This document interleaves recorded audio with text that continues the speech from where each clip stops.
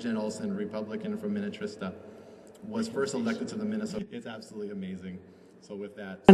One of your colleagues, John, asked me where in the world I'd got my passion for this reading issue, just as we were talking before this began. And I said, well, it did come from my mother. She was a first grade teacher who had the same philosophy that Mike has had at Eden Prairie, of 100% of the kids need to learn to read. And she was a first grade teacher who never allowed a child to leave her first grade without learning to read. So that's where I first got the passion. But and I know that it may be strange that the most joy that I have had in the legislative process in the many years I've been here are working on issues that parents have brought to me. I'm not a parent. Seems a bit odd, isn't it? But I know my parent, my mom, is proud of me today for the efforts that have been made in achieving good reading techniques and literacy for all. So it's an exciting time, but I feel a bit strange even acknowledging the recognition, which I do appreciate, because it wouldn't have happened, You can say it wouldn't have happened because if we hadn't been there, and that may be true, but it wouldn't have happened without the people who had the courage to say, we need to get some action and bring this to us and work as a team. Susan Thompson is phenomenal. I think you didn't overstate it at all in terms of being the backbone, and I know that is not meant to be an any discredit to Bet or John, but she was kind of the backbone of that troika that were the face of this movement over here at the Capitol.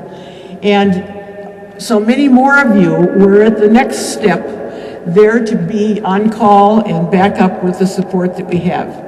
I remember when Kathy and I were co-chairing the subcommittee that Senator Uyghur had created on literacy, and we had a hearing so people could come and testify to the need for our improved literacy requirements.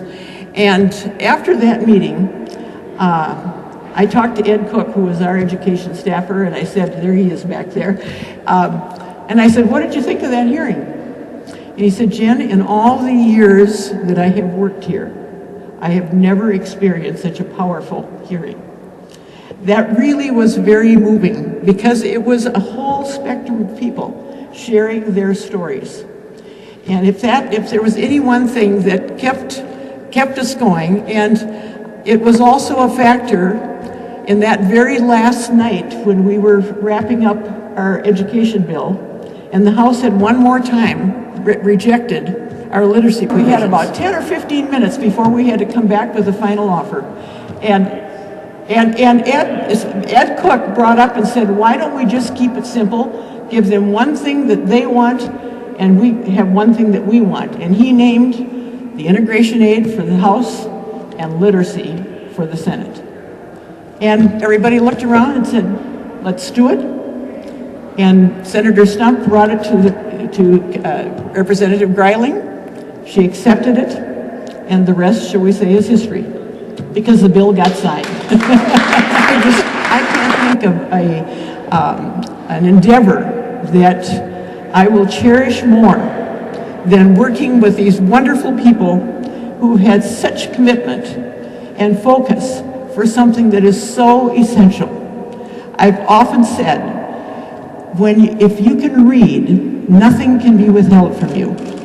If you can't read, somebody else will always control the information you have access to.